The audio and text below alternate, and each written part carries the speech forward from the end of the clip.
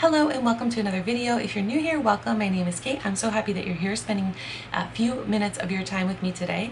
I wanted to bring to you a little bit of a series on minimalism.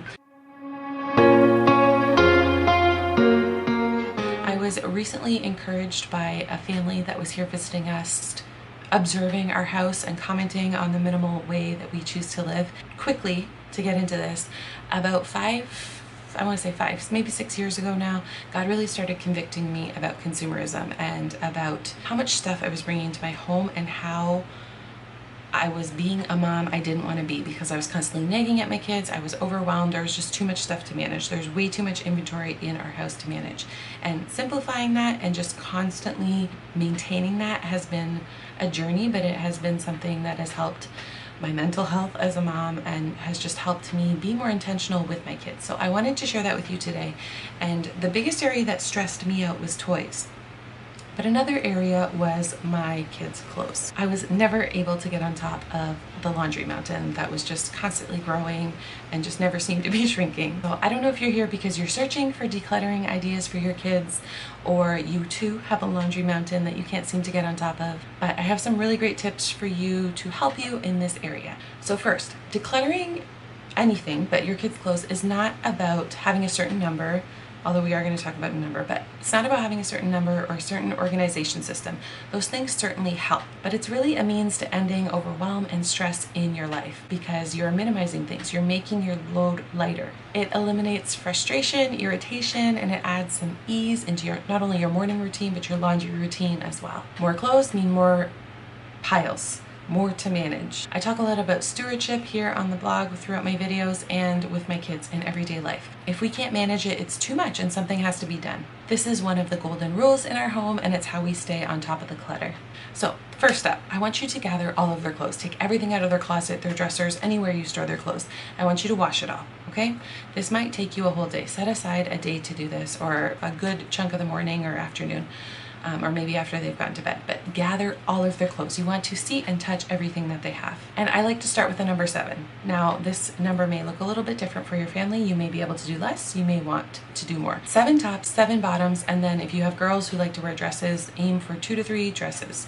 So start with that number. That doesn't mean that's where you're staying, but start with that number. Next, I want you to go through that pile of clothes, and I want you to grab things that you see your kids wearing all the time. Your kids are just like you. You have favorites in your closet, things that you wear all the time, things that you pass over because you don't feel comfortable or confident in it. Our kids are the exact same way. So go through things that you know they would miss and put those in your pile. So after you have your obvious keep pile, I want you to have an obvious donate pile. So next you're going to go through things that they've outgrown, are super stained, you don't know how they ended up in their closet, and you're going to set those things aside. Those are an obvious donate or trash in the case of if the item is ruined. Get rid of those obvious those first. Then you're going to have a pile of maybes left over. So I want you to get up to the number 7. Maybe they have 4 shirts that they love to wear and you need 3 more. So I want you to go through things that fit well, are in good condition. You know they like those colors or their characters or whatever. You know, depending on your child's age, this might look a little bit different, but get up to that number 7. But with the exception of socks and underwear, I think 7 is a great number. Socks and underwear in our home, we're at about the 9 number, 1 for every day of the week, and then just a couple extras for changes and stuff. Our 5-year-old daughter, she has a little bit more. She changes her clothes all of the time, and I was constantly running out of underwear when I tried to keep it too minimal. So you know, you will know what's going to work for your kids. But anything that didn't make that first cut, obvious keep, obvious donate, and then try to get around that 7 number. I think for bottoms it can also often be less, but for shirts, you know, kids sometimes have to change a couple times a day, so I like that 7 number. Anything else, put it in a bin, and you don't have to donate this bin, but just keep this bin aside and try not to touch it for a month. If you have to go into it by next week, then your number 7 number is probably too low for your child's needs, but try not to touch it for a month. And at the end of that month, you can either swap out some pieces, or you can simply donate it if you realize you don't need those things. But keeping it out of your child's everyday rotation is key here. You will see, one, that you're probably able to live with a lot less. Managing their closet and managing the laundry is going to become so much easier. So do this child by child. Work this system child by child. I want to talk about seasonal items here. Like I said, get this out of their daily rotation. Don't have all their winter stuff hanging up in their closet if they're not going to be wearing it for 6 months. Put that stuff away. And then at the end of each season, it's very likely that your child is not going to fit into that item next season. So if you're saving it for a younger sibling, put it in a bin for hand-me-downs, label that bin so you know what's in it and put it away. If you just simply know, they got the knees are going to start ripping, they're probably going to be too small, donate them now so somebody else can get use out of them. Keep your seasonal boxes out of their main rotation. Next, I want to talk about maintenance. So we have a 1 item in, 1 item out rule. So as my kids grow, as your kids grow, obviously you're going to have to shop. Maybe they have birthday presents or Christmas presents where they receive clothes. As those items come in, we need to take those items out. That's the only way we're going to be able to maintain and stay on top of these things. But remember, just simply getting stuff out of their regular rotation and putting it in a more long-term storage solution is going to help you a ton.